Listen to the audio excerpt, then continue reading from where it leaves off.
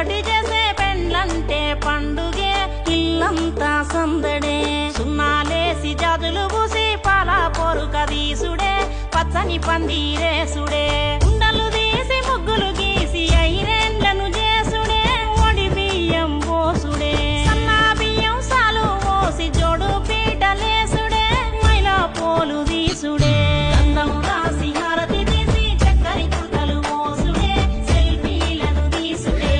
ఆడి పాడే అల్లరి పిల్లలు పెళ్లి పిల్లను చేసుడే కొసలు తిప్పి తీసుడే